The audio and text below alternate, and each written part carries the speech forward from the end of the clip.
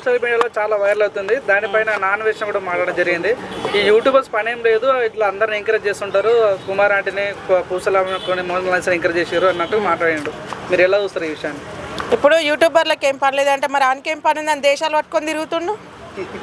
వాడెందుకు తిరుగుతున్నాడు? యూట్యూబ్ మీదనే కదా. వాడిని 40,000 వేసుకొని యూట్యూబ్ ఛానల్ ఓపెన్ చేసిండు అంటే వానికి పని ఉంది, వీళ్ళకేం పని లేదా? సరే కొవ్వబన్ను అనే విషయంలో మాట్లాడినంటే ఒక పద్ధతిగా మాట్లాడితే ఒప్పుకుంటాము.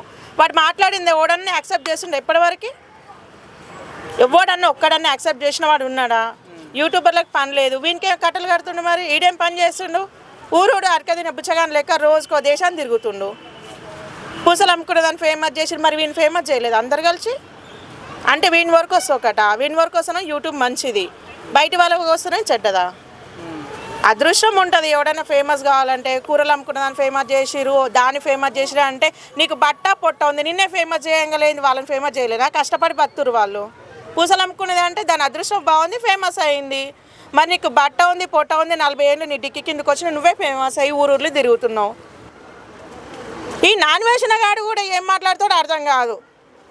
నోటికి ఎంతో అంత మాట్లాడడం. ఎటు కూడా మీడియా ఉంది కదా, నాకు ఛానల్ ఉంది, నాకేం చేయాలి, నిన్నమన్నా కూడా అది మాట్లాడారు, అయినా వదిలేసిరు. ఆయన మీద వాడు ఏడవాలి కదా.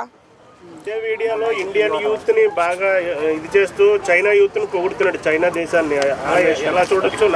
నాన్ వేషణ అసలు ఈ దేశంలో పుట్టినోడు కాదు వాడు. ఈ దేశంలో పుట్టి దేశదోయి నిజమైనోడు వాడు. ఎంతోమంది ముస్లింలు అంటున్నారు, క్రిస్టియన్స్ అంటున్నారు, అట్లాంటి పట్టుకొని తన్నూరి.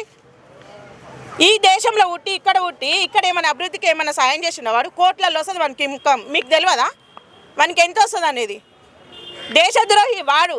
ఈ దేశంలో పుట్టి వేరే దేశాన్ని పొగుడుతుండే కదా, అప్పుడు అడగాలి నాన్ వేషన్ గాన్ని. సీతాదేవిని అవమానించినప్పుడు ఏమైపోయింది ఈయన? ఈ మీడియా ఛానల్ అయినా ఏ సందులో పండుకుండు, ఏడదాగి పండిను. మరి ద్రౌపదేవిని అవమానించలేదా?